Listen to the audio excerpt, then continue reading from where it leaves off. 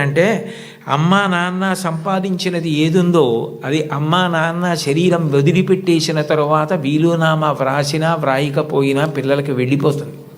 కానీ ఒక గురువు సంపాదించినది ఏదుందో అది మాత్రం ఆయన కడుపున పుట్టిన పిల్లలకి వెళ్ళదు. అహరహం రాత్రనక పగలనక కష్టపడి అనేక గ్రంథాలు చదివి జ్ఞాపకం పెట్టుకుని దాన్ని జ్ఞాపకానికి తెచ్చుకుని తాను ప్రభావితుడై ఎవరైనా అడగగానే తాను చెప్పకుండా ఉండలేక గడ్డి తిని తయారు చేసుకున్న పాలని దూడ వచ్చి పొదుగులో గుద్దినంత మాత్రం చేత ఆవు పాలు విడిచిపెట్టేసినట్టుగా తాను ఇంత కష్టపడి నేర్చుకున్న విషయాల్ని లోకహితం కోసం చెప్పే గురువు ఉన్నాడే, అట్లాంటి గురువు లోకంలో దొరకడు. మీ టీచర్ గారి కన్నా గొప్ప వ్యక్తి ఉండడు. ఒక్కటి గుర్తుపెట్టుకోండి, సర్వేపల్లి రాధాకృష్ణన్ గారికి అంత ప్రీతి పిల్లల మీద ఎందుకు ఏర్పడిందంటే మీరు ఆయన జీవిత చరిత్ర చదవండి. ఆయన మైసూరులో పనిచేస్తున్న రోజుల్లో అశుతోష్ ముఖర్జీ గారని కలకత్తాలో, ఆ రోజుల్లో భారతదేశంలో కలకత్తా విశ్వవిద్యాలయం అంటే చాలా ప్రఖ్యాతి. దానికి వైస్ ఛాన్సలర్గా సర్వేపల్లి రాధాకృష్ణన్ గారిని రమ్మన్నారు. రమ్మంటే సర్వేపల్లి రాధాకృష్ణన్ గారు అక్కడికి వెళ్ళడానికి సంశయించారు. కొత్త ప్రదేశం, కొత్త భాష అని. కాదు మీరు రావలసిందే, ఇక్కడికి వస్తే మీకున్నటువంటి విద్య ప్రపంచ ప్రఖ్యాతి పొందుతుంది, మీరు రావలసిందే అంటే ఆయన అన్యమనస్కంగా మైసూరు విశ్వవిద్యాలయానికి రాజీనామా చేసి కలకత్తా విశ్వవిద్యాలయానికి వైస్ ఛాన్సలర్గా వెళ్ళిపోతున్నారు. వెళ్ళిపోతున్నప్పుడు సామానంతా సర్దుకుని వెళ్ళడానికి సిద్ధపడ్డారు. మీరు రాధాకృష్ణన్ గారి జీవిత చరిత్ర చదవండి, నేను అక్షరం అబద్ధం చెప్పట్లేదు, అవసరం నాకు లేదు. గుర్రబండిలో మైసూర్ రైల్వే స్టేషన్కి వెళ్ళడానికి సర్వేపల్లి రాధాకృష్ణన్ గారు సిద్ధపడుతుంటే పిల్లలందరూ వచ్చి విశ్వవిద్యాలయం నుంచి మీలాంటి గురువు మాకెక్కడ దొరుకుతాడు, మీరు చెప్పిన పాఠాలతో మేము ఇన్ని విషయాలు నేర్చుకున్నాం, మీరు గుర్రాలు లాగిన బండిలో వెళ్ళడానికి వీల్లేదని వీధులన్నీ మైసూర్ స్టేషన్ వరకు పువ్వులు చల్లి పిల్లలు గుర్రపు బండిని లాగి ఆ దంపతుల్ని కూర్చోపెట్టి మైసూర్ స్టేషన్కి తీసుకెళ్లారు. ట్రైన్ ఎక్కిస్తే రాధాకృష్ణన్ గారికి మైసూరు ప్లాట్ఫామ్ కనపడలేదు. అంతమంది పిల్లలు నిలబడి అశ్రుధారలతో ఆయన్ని విడిచి ఉండలేక ఏడుస్తూ ఆయనకి నమస్కారం చేస్తుండగా ట్రైన్ విడిపోతే ఒక ఉపాధ్యాయుడు పిల్లల మీద ఇంత ప్రభావం చూపించగలడనమాటని తన పుట్టినరోజుగా చేయవద్దని ఉపాధ్యాయ దినోత్సవంగా చేయమని తల్లి తండ్రి తర్వాత మీ భవిష్యత్తు గురించి అంత వెంపర్లాడే వ్యక్తి ఎవరైనా ఉంటే గురువు ఒక్కడే. అంబేద్కర్ గారు భారత రాజ్యాంగ నిర్మాత, తెల్లవారి లేస్తే ఆయన్ని స్మరిస్తాం. అటువంటి అంబేద్కర్ గారు భీమ్రావ్ అంబేద్కర్, నిజానికి ఆయన పేరులో భీమ్రావ్ అన్నది ఆయన పేరులోది కాదు. ఆయనకి చిన్నతనంలో ఒక్కొక్కసారి అన్నం తినడానికి ఇబ్బంది కలిగితే ఒక ఉపాధ్యాయుడు తాను తెచ్చుకుని మధ్యాహ్నం తినవలసిన భోజనంలోంచి కొంత భోజనాన్ని అంబేద్కర్ గారికి పెట్టి అంత ప్రేమతో చూశాడు. ఏ భీమ్రావ్ అన్న ఉపాధ్యాయుడు తనని అంత ప్రేమతో చూశాడో ఆ పేరు తన పేరులోకి కలుపుకున్నారు అంబేద్కర్ గారు. కలుపుకుని భీమ్రావ్ అంబేద్కర్ అని పెట్టుకున్నారు. మీరు కావాలంటే ఈ విషయాలు ఏపీజే అబ్దుల్ కలాం గారు ఇండామిటబుల్ స్పిరిట్ అని ఓ పుస్తకంలో ఎన్ని అద్భుత విషయాలు రాశారో అందులో ఇది కూడా ఉటంకించారు ఒకసారి ఒక సభలో. కాబట్టి గురువుని గౌరవించడం, అంబేద్కర్ గారిని గౌరవించడం అంటే అంబేద్కర్ గారు గురువుని ఎలా గౌరవించారు, టెండూల్కర్ తన గురువుని ఎలా గౌరవించాడు, గురువు పేరెత్తేటప్పటికీ ఈ దేశంలో ఎంత గౌరవాన్ని చూపించేవారు. ఎంఎస్ సుబ్బలక్ష్మి గారు చచ్చిపోతే కలాం గారు రాష్ట్రపతి భవన్ నుంచి చెన్నై వెళ్ళి నా తల్లి, ఈ గడ్డ, నేను పుట్టిన ఈ దేశం, ఎంఎస్ సుబ్బలక్ష్మి ముగ్గురు నాకు తల్లు లేని పాడి మోశారు. అది సంస్కారం. వాళ్ళు చరిత్రలో మిగిలిపోయారు మహితాత్ములై. అంటే నేను చెప్పేది గురువుని గౌరవించడం అన్న మాట అంత గొప్పది. కలాం గారు అంత గొప్పవారయ్యారు. అంత గొప్పవారై రాష్ట్రపతి పదవి విడిచిపెట్టేసిన తర్వాత తిన్నగా పిల్లలకి పాఠం చెప్పడానికి వెళ్ళిపోయారు. ఈ దేశం పిల్లల గురించి ఆయనకి ఎంత ఆర్తో, మహానుభావుడు చిట్ట చివర గుండెపోటు వస్తుంటే కూడా పిల్లలకి మాట్లాడుతూ ఒరిగిపోయారు. అంతటి మహానుభావుడు పుట్టిన గడ్డ. అటువంటి కలాం గారు తన జీవితంలో అంత గొప్పవాడవడానికి కారణం ఒక గురువు అని రాసుకున్నారు. చిన్నప్పుడు కలాం గారు పాఠం వింటుంటే విమానం గురించి పాఠం చెప్పారు. శివసుబ్రహ్మణ్య అయ్యర్ అని ఆయన పాఠం చెప్పి పిల్లలందరిని అడిగారు, అర్థమైందా అని అడిగారు. కలాం గారు లేచి నాకు అర్థం కాలేదు అన్నారు. గురువుగారి దగ్గర ధైర్యంగా ఉండాలి. మీ అమ్మగారెంతో, మీ నాన్నగారెంతో, మీ గురువుగారు అంతే. వాళ్ళ తర్వాత మీ గురించి అంత ప్రేమ చూపించేది ఆయనే. మీరు గొప్పవారై మీరు వృద్ధిలోకి వస్తే అంత సంతోషపడిపోయేది ఆయనే. ఆ గురువుగారు అర్థం కాలేదా అన్నారు. ఇంకో 2-3 పిల్లలు లేచి అర్థం కాలేదన్నారు. సరే, అందరూ పిల్లలు సాయంకాలం సముద్ర తీరానికి రండి అన్నారు. రామేశ్వరంలో ఆ రోజుల్లో చదువుకునేవారు చిన్నప్పుడు కలాం గారు. రామేశ్వరం సముద్రపుటుడు ఉంది. అందరూ సముద్రపుటుడికి వెడితే ఒక పక్షి ఎలా ఎగురుతుందో, గాలిలో ఎలా వెడుతుందో, తిరగవలసి వస్తే కంఠం తోకని ఆధారం చేసి ఎలా తిరుగుతుందో, ఎలా దిగుతుందో పక్షిని చూపిస్తూ పాఠం చెప్పారు. అది ఆ పక్షిని చూస్తూ విన్న చిన్ని కలాం గారి మనసులో ఏరోనాటికల్ ఇంజనీరింగ్ మీద బీజాలు పడ్డాయి. వెళ్ళి గురువుగారిని అడిగారు, నాకు ఇలా అవ్వాలంటే ఏం చెయ్యాలని. నువ్వు ఏరోనాటికల్ ఇంజనీరింగ్ చదవాలి, మెడ్రాస్ ఇన్స్టిట్యూట్ ఆఫ్ టెక్నాలజీలో చేరాలి, నువ్వు బాగా చదవాలన్నారు. న్యూస్ పేపర్లు పట్టుకెళ్ళి, అది కూడా ఎక్కడో తీసుకుని కాదు, వెళ్ళిపోతున్న ట్రైన్లోంచి పేపర్లు విసిరేస్తే ఆ బండిలు తీసుకుని న్యూస్ పేపర్లు సైకిల్ కట్టుకుని ప్రతి ఇంటికి పట్టుకెళ్ళి న్యూస్ పేపర్లు ఇచ్చి చదువుకున్నారు అబ్దుల్ కలాం గారు. మీలో చాలామంది పిల్లలకి తల్లిదండ్రులు తమ రక్తాన్ని డబ్బుగా మార్చి సౌకర్యాలు ఇచ్చి చదివిస్తున్నారు. మహాత్ముల యొక్క జీవిత చరిత్రలు చదవండి. కేవలం మీ పాఠ్యపుస్తకాలు చదవద్దని నేను అనను. మీ యొక్క పాఠశాలల్లో, గ్రంథాలయాల్లో ఆటోబయోగ్రఫీసు, బయోగ్రఫీసు పెట్టించుకోండి. మీ టీచర్స్ని అడగండి, ఎంత సంతోషిస్తారో. అంతవరకు ఎందుకు, ఇంకొకసారి ఏ నెల్లూరులోనో సభ చేసినప్పుడు తప్పకుండా నేను కూడా ఇలాంటి సభల్లో 1-2 జీవిత చరిత్రలు బహూకరించడానికి ప్రయత్నిస్తాను. ఎందుకనంటే అవి మనని చెక్కుతాయి. కలాం గారు అంత గొప్పవాడయ్యాడంటే ఒక గురువు కారణం. మీరు కలాం గారు వ్రాసుకున్న పుస్తకాలు చదవండి. ఆయనకి టీచర్ అన్న మాట వస్తే ఈ cannot resist himself without developing a single sentence into A paragraph. ఒక సెంటెన్స్లో చెప్పవలసిన దాన్ని పారాగ్రాఫ్గా చెప్పకుండా ఆయన ఉండలేరు. ఆయన ఈ లైట్ వెయిట్ భూమికి దగ్గరగా ఎగిరేటటువంటి విమానాన్ని డెవలప్ చేయవలసి వచ్చినప్పుడు సరిగ్గా చేయలేకపోతే కోపం వచ్చి ప్రొఫెసర్ శ్రీనివాసన్ అని శుక్రవారం మధ్యాహ్నం పిలిచి సోమవారం పొద్దున్నకి చూపించకపోతే నీ స్కాలర్షిప్ ఆప్ చేస్తానన్నారు. టిఫిన్ తినలేదు, స్నానం సరిగ్గా చేయలేదు, భోజనం ఏం చేశారో తెలియదు, రాత్రింబవళ్ళు వర్క్ చేశారు. సోమవారం పొద్దున్నే ఆ టెన్నిస్ ఆడుకుని ప్రొఫెసర్ శ్రీనివాసన్ వెళ్ళిపోతూ హాస్టల్ రూమ్లో కలాం ఏం చేస్తున్నాడని తొంగి చూశారు. ఇచ్చిన టైం కన్నా ముందే రాత్రింబవళ్ళు కష్టపడి బోర్డు మీద డయాగ్రామ్ వేసి దానికి సంబంధించిన రిపోర్ట్ తయారు చేసిన కలాంని ఆ అవుట్ఫిట్ తోటే, టెన్నిస్ అవుట్ఫిట్ అంటే టెన్నిస్ ఆడుకోవడానికి వేసుకునే బట్టలు, వాటితోటే వెళ్ళి కౌగిలించుకున్నారు మా గురువుగారు శ్రీనివాసన్ గారు. ఆయన నా భుజాన్ని తట్టి నన్ను ప్రోత్సహించి పడిన ఆనందం నన్ను ఇంత గొప్ప స్థాయికి పెంచి పెద్ద చేసిందని తన టీచర్స్ గురించి ఎంత గొప్పగా రాసుకున్నారో. గురువుల్ని నింద చేయడం, గురువుల్ని విమర్శించడం, గురువుల్ని హాస్య వస్తువులుగా వాడుకోవడం ఈ జాతికి సిగ్గుచేటు. గురువు పేరు చెప్పేటప్పటికీ నేల మీద పడిపోయారు. రామాయణంలో అంతటి రాముడు విశ్వామిత్రుడి పిలిస్తే దగ్గరికి వెళ్ళి నిలబడి ఇమౌస్మ మునిషార్దూల కింకరౌ సముపస్థితౌ ఆజ్ఞాపయ యథేష్టం వై శాసనం కరవామకిం అన్నాడు. గురువుగారు లోకంలో ఎవరు చెప్పినా సలహా, మీరు చెప్తే మాత్రం ఆజ్ఞ. గురువుగారు చెప్తే ఆజ్ఞ, అందులో నేను తలపెట్టను. ఈ పని చేసి పెడతావా అని ఇప్పుడు అడక్కండి, ఈ పని చెయ్యరా రామా అనండి, నేను మీ కింకరుణ్ణి గురువుగారు అన్నాడు. ఇది ఈ జాతి నేర్పినటువంటి విషయం. మీరు ఏ మహాత్ముణ్ణి తీసుకోండి, టంగుటూరి ప్రకాశం పంతులు గారు జీవిత చరిత్రలో వ్రాసుకున్నారు.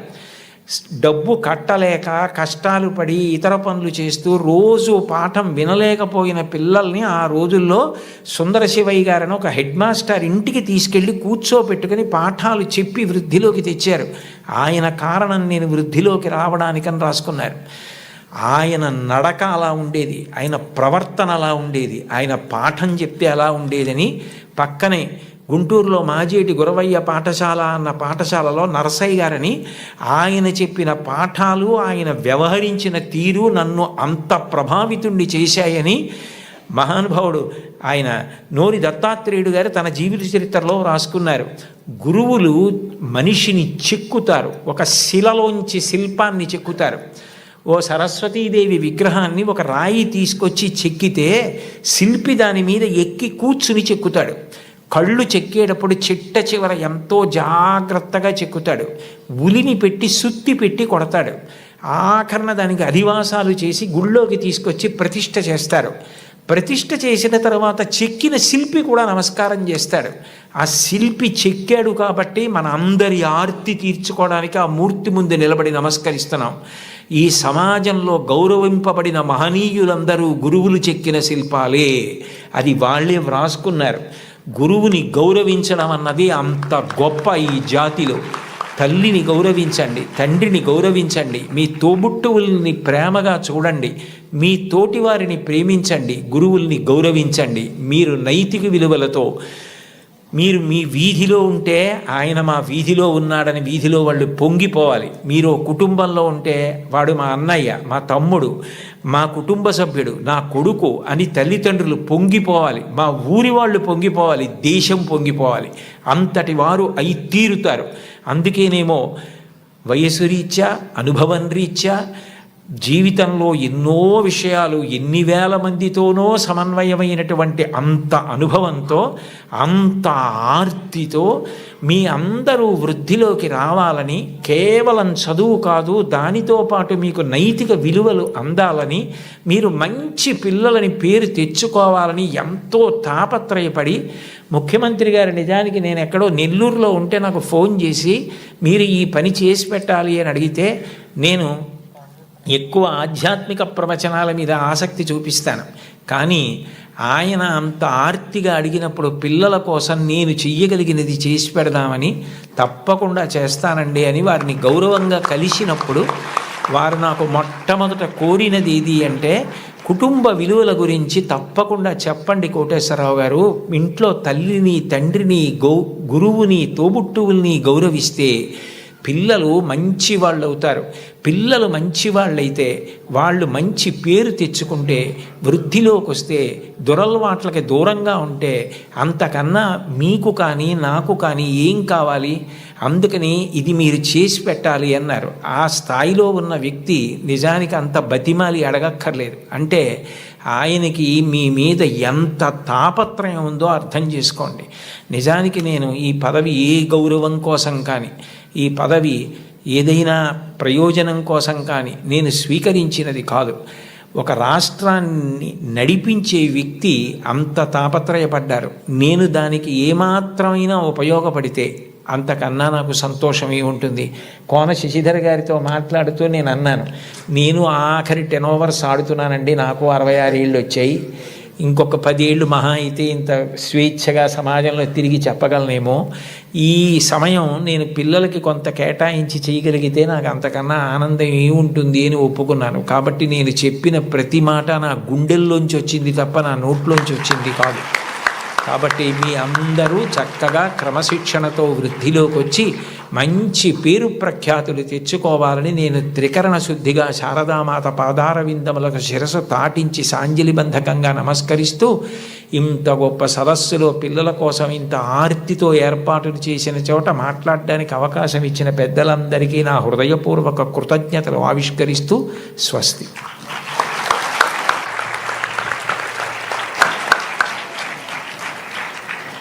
గురవే సర్వలోకానాం భిషజే భవరోగిణాం నిధయే సర్వ విద్యానాం దక్షిణామూర్తయే నమః.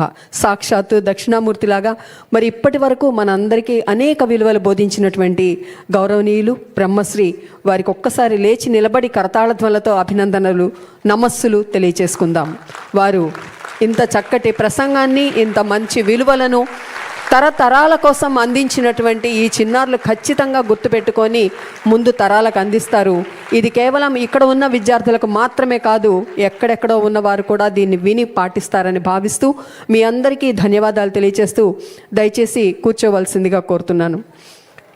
విలువలు లేని జీవితం కలువలు లేని కాసారం లాంటిది, అంటే కలువలు పూయని చెరువు లాంటిది. ఇది పిల్లల కోసం నేను చెప్తున్నాను. ఇక మరి ప్రస్తుతం ఒక మహా తుఫాన్ లాంటిది ఒక ప్రశ్న. ఏదైనా ఒక ప్రశ్న మనకు వస్తే ఖచ్చితంగా దానికి జవాబు వెతుక్కునే వరకు ఎదురు చూస్తూనే ఉంటాం. మరి అటువంటి ప్రశ్నోత్తరావళి ఇప్పుడు గౌరవనీయులు బ్రహ్మశ్రీ చాగంటి కోటేశ్వరరావు గారితో, అలాగే మరి గౌరవనీయ మంత్రివర్యులు ఇన్ఫర్మేషన్ టెక్నాలజీ మరియు మన మానవ వనరుల అభివృద్ధి శాఖ మంత్రులు గౌరవనీయులు శ్రీ నారా లోకేష్ గారితో పిల్లలు ప్రసంగించబోతూ ఉన్నారు. వారి ప్రశ్నలను వాళ్ళు ఇప్పుడు సంధించబోతూ ఉన్నారు. ఎంతమంది సిద్ధంగా ఉన్నారమ్మా ప్రశ్నలు అడగటానికి? ఎవరెవరు ఉన్నారు ఒక్కసారి చేతులు ఎత్తండి చూద్దాం. Very good. సరే, ప్రశ్నలు అయితే ఉన్నాయి, మీరు ముందే మాకు చెప్పారు. శ్రీమతి స్వర్ణ భారతి గారిని వారిని ప్రశ్నలకు సిద్ధం చేయవలసిందిగా కోరుతూ, పిల్లలు మీ పేరు చెప్పుకోండి. ముందుగా మీ పేరు చెప్పి ఆ తర్వాత మీ సమస్యను అడగండి. ఈ ప్రశ్న ఎక్కడో ఉన్నటువంటి సర్ ఐజాక్ న్యూటన్ గురుత్వాకర్షణ నియమాన్ని కనుక్కోవటానికి ప్రారంభం. అలాగే మీరు అడిగే ప్రశ్నలు ఎన్ని రకాల ఇన్వెన్షన్స్ని తీసుకొస్తాయో అని ఎదురు చూస్తూ మీకు స్వాగతం. నమస్కారం. ఈ ప్రశ్న చాగంటి గారికి. నమస్కారం గురువు గారు. నా పేరు రాజా. నేను సివిఆర్ జిఎంసి హై స్కూల్లో 9వ తరగతి చదువుతున్నాను. గురువుగారు, ప్రస్తుత పోటీ ప్రపంచంలో విద్యార్థులు అయిన మేము ఒత్తిడిని ఎలా అధిగమించాలి గురువుగారు? మంచి ప్రశ్న వేసావయ్యా. కానీ నీ ప్రశ్నని అభినందించడానికి కారణం ఏమిటంటే అది కేవలం వ్యక్తిగతంగా నీకు మాత్రమే సంబంధించింది కాదు. ఇవాళ అనేక లక్షల మంది విద్యార్థులకు ప్రతినిధిగా నువ్వు ఈ ప్రశ్న అడిగావు. చాలా మంచి ప్రశ్న. ఒత్తిడిని ఎలా అధిగమించాలి? ఒత్తిడిని అధిగమించడానికి ఎప్పుడు రెండు పరిష్కారాలు ఉంటాయి. ఒకటి ఆత్మవిశ్వాసం, రెండు ప్రణాళికాబద్ధమైనటువంటి జీవితం. ఆత్మవిశ్వాసము అంటే నువ్వు చదువుకున్న దాని మీద నువ్వు నమ్మకం పెంచుకోవాలి. నాకు ఇచ్చిన సిలబస్ ఏదుందో దాన్ని బాగా చదువుకున్నాను. మాస్టారు చెప్తున్నప్పుడు చాలా జాగ్రత్తగా విన్నాను. నాకు ఏదైనా అర్థం కాకపోతే మాస్టర్ని అడిగాను. ఆయన నాకు ప్రేమగా చెప్పారు. ఇన్నాళ్ళు హోంవర్క్ చేశాను, ఇంత నోట్స్ రాశాను, ఇన్ని టెక్స్ట్ బుక్స్ చదివాను, నాకు చాలా విషయాలు తెలుసు, కాబట్టి ఇప్పుడు అందులోంచే 10 ప్రశ్నలు ఇస్తారు, అది కాకుండా ఎక్కడి నుంచో ఇవ్వరు, కాబట్టి నేను తప్పకుండా వ్రాయగలను అని ముందు నీ మీద నువ్వు ఆత్మవిశ్వాసం పెంచుకుంటే నువ్వు చాలా హాయిగా ప్రశాంతంగా పరీక్షకి వెళ్ళగలుగుతావు. అట్లా కాకుండా నువ్వు ఏదో భయంతో నేను చదివినవి నాకు జ్ఞాపకం వస్తాయా, నేను అన్నీ చదివానా, నేను వదిలేసినవి ఏమైనా వస్తాయా అన్న బెంగ పెట్టుకోకుండా నీ మీద నువ్వు విశ్వాసాన్ని ముందు పొందగలగాలి.